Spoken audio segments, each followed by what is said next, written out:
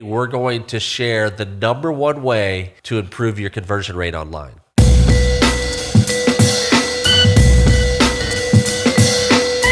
Welcome to the We Are Slam Show, where we share marketing trends, ideas, and best practices to help your business grow.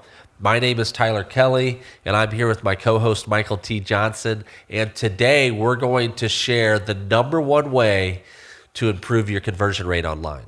Now, conversion rate, that can be a word that's tricky because a lot of times people don't know exactly what we're talking about when we're talking about conversion rate. So the conversion rate is the number of people who complete the desired action on your page. So, each page ideally should have one goal. Whatever that main goal is, you're going to measure how many people land on the page and how many people complete the desired action. And that creates your conversion rate. A good conversion rate is 20 to 30%, right? Yeah. And we all want good conversion rates because we're spending money on advertising and we want to get the most out of our ad spend. So getting better conversion rate is a great way to get a better return on your marketing dollars. So on today's show, we're going to share with you the best way to improve that conversion rate. And it's really simple. As soon as you hear this, you're going to think, oh, wow, I knew that. But it's creating relevant content.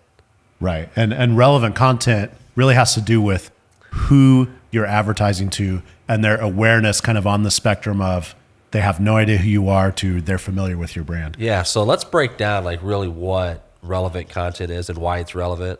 We talk all the time about, right message, right place, right time, right person. Yeah. That's the holy grail of marketing.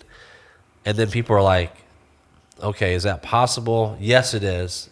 And then they're like, well, how in the world do you do that? Well, what we're going to share today is really the way to do that because that holy grail is going to improve that conversion rate. Right. And there's these 4 stages kind of awareness. And each of those 4 stages, you need to advertise, you need to speak to that person differently. So, and those 4 stages are someone who's not aware of anything. They're not aware of your brand. They're really not aware of what you offer. So this is a not aware person. So next you have a person who is problem aware. They know they have a problem and they want to do something about it. Then we have a solution aware person. They know they have a problem. They have an idea of the solution they want. Then we have a brand aware person. So they know their problem, they know the desired solution, and they know who offers a solution to that. Yeah. Or potentially they know who they want to go with for that solution. So for each one of those things, we're going to treat that person very different. So let's start with the not aware. If somebody's not aware of anything, how do we start with that? Yeah, so this is your potential market. If you've created a business plan, all the people that are not aware are probably your potential market. Now, it's been said that at any given time, 3% of your market is ready to buy now, whereas 67% is not ready to buy. They're either not aware, they're problem aware, or they're solution aware. And then there's another 30% that just aren't your customers whatsoever. So when we think about the not aware buyers, we need to think about who we're actually talking about. First of all, that there's 30% of people that will never be your customers because they're not going to have the problems that you address and they're not going to need your solutions. So write those people off, and then let's think about the people that are not aware. Immediately, the assumption is they're not aware of the problem, the solution, or the brand, but you know that they are a potential customer at some point. Right. And the problem is when we get to these couple different groups of people or potential leads, is our tendency sometimes is to go directly to the sale, and then that person, they don't even hear it. It's irrelevant to them. And so that's why it's important to make someone go from not aware to at least problem aware and then move them through those stages until you can actually make the sale. Yeah, so if they're not aware that they even have the problem, then you're not going to be able to sell them. So for instance, in our business, we've learned, as we've matured in business, that we're not in the business to convince you that you need digital storytelling, and we're not in the business to convince you that you need digital marketing or strategy or social media. If you know that, or if you don't know that you need these things, we're not in the business to convince you of those things. Our customers are the ones who have tried to do these things and they're just not getting the return or the results that they know they should be getting, and those are our customers. We can come in and we can help them execute at a higher level. This is how you should be thinking about your customers. You never want to convince somebody that they have a problem when they aren't aware of the problem. So really, if they're not aware, then just know in your mind that that's a potential market that you might reach someday, but don't focus any of your energy on that at this point. Right. Where do we focus our energy? Well, we want to at least focus it on problem-aware people. Exactly. And problem-aware people are kind of that stage where you can serve content that's either educational, informational, that helps them with whatever stage they're in. So helps them with their problem. And it may not even be as specific as this is my solution or here's my brand, but it's just educating them to the problem, then to move them to that solution-aware stage. Yeah. So, a great way to think about this is search. You go to search and you type in something like, I've got a rash on my arm. Yeah. You're not quite sure what it is, but you are aware of the problem. You don't Right. know what the solution is. It could be vitamin C. It could be some sort of cream. I mean, who knows, right? Yeah. And I brought that example up because those, typically like people search first for things that they aren't comfortable having a conversation about. Yeah. Now, that's not like super uncomfortable if you had a rash on your arm. But think about that. Like people search for things that they would like the information for privately first rather than just like asking for referrals. Yeah. And you're not going to go out of the gate and give them like something for poison ivy when it's something completely irrelevant. Like it's not the right time to make a specific solution.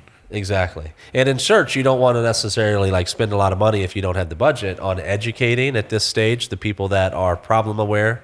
And by search, I mean paid search. Right. But what you want to do is you want to create content that would be picked up in organic search and discovered by these people who are searching. So I have a rash on my arm. That's what I'm putting in Google. And so you're going to have a blog post or a video that shows up in the search results and says, you have a rash on your arm, and here is what it might be, because they're trying to figure out what the problem is. Right. And so that's stage one. If a problem, and remember, we're talking about how to be relevant in order to create the right message at the right time for the right person in order to increase your conversion rate on your website, which is the goal completion rate. And so in order to do that, if they are in this problem-aware stage, you have to present them with content that addresses the problem and nothing more, because that's what they're ready for. Right. So once we've done that, we've actually helped them figure out what their problem is, or we've kind of helped them self-diagnose that rash or whatever it is. Then they know the specific problem. Then you can give them a solution. Exactly. So that's the next phase is a solution for that problem. So let's say they come in on that problem, they're a problem-aware search, and then they're on the landing page that addresses the potential problems, and then they're like, aha, this is the problem that I have. Right. That landing page that has the problem on it, the goal, the call to action would be the solution. Not necessarily the product yet or something to purchase, but just the solution. So, this is what your rash looks like? Well, this is what it most likely is. Click here. That conversion of the click here, getting them to that next page where you talk about the solution that's a great conversion rate for that page. Now we're on to the solution. So you have two types of people, the ones that were pre-framed that kind of moved from the problem page to the solution page, or people that are going to come directly from search. Right. They're going to come directly from search because they're already have moved through that phase somehow, and they're solution aware. Now they're looking for someone to actually solve their problem with the solution.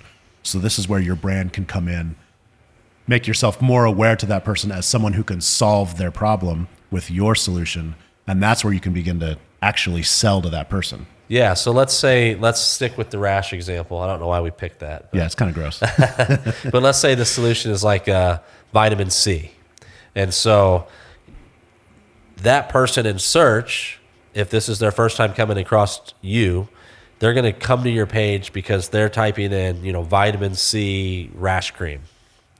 And then your page pops up either at that point in paid search or in organic search. And it's going to provide all of the information on vitamin C rash creams. And if that page does a good job speaking to the solution aware person, then what it's going to do is it's going to convert them to, here are a few products that provide the vitamin C rash cream. And then at that point, they click on it, they're your products. So you've kind of framed them into, why are these creams better than something else, like a lotion or something else. That's the purpose of the solution page. Remember, they're coming in with the knowledge already of the solution. So now you have to walk them through reconfirming that decision and giving them their options at that point. Yeah. So let's take a step back and look at kind of the journey we've taken. I'm a person, I have this rash, I'm searching for something, and if I see something, I see two different ads. One says vitamin C cream, and one that says, I've done a search, and one that says, how to identify a rash. If I have no idea what it is, I'm going to click on this because this is completely irrelevant to me. So we've taken people through that journey. We've helped them actually become from unaware to problem aware to solution aware and then aware of our brand or product. So we've taken them through that whole journey. And so at this point, they become brand aware. And earlier in the show, we talked about this 3% of people that are ready to buy now. These are the brand aware people. Right. These are the people that if they're finding you in search, then they're typing in, Michael's vitamin C rash cream because they're looking for that. And then they're going to land on your page and they're going to complete the goal, which is purchasing the product if it's an e-commerce site. If they don't complete the goal, then that's a whole nother issue because they came there looking for exactly what you offer. Maybe it's too expensive. Maybe it's, a bait and switch, or maybe you just have a horrible user experience and they got frustrated. We can talk about that in another show. But the point is, brand aware people are ready to buy now. So don't put up anything in their way. Just let them buy now. So this is how we in the marketing business and the storytelling business are able to put the right message in front of the right person at the right time in order to get the results that we want and to improve that conversion rate. This is actually called education-based marketing if you want to do some research into it. So if this sounds like something that might work for you, we know in our experience that education-based marketing is one of the most powerful forms of marketing. And if you want to find out if it's right for you, go to slamagency.com, click on the free consultation, and we will help you with that decision. And if you have any questions, leave them in the comments. If you're listening or viewing this on a podcast network, please rate the show, like us, review us, share us with your network, and we'll see you next week. Thank you for tuning in. Thanks for watching. If you like what you just watched, subscribe, then hit that bell. You'll be the first to be notified when new content goes live. After that, you can watch more videos from Slam Agency. We've picked something we think you'll love.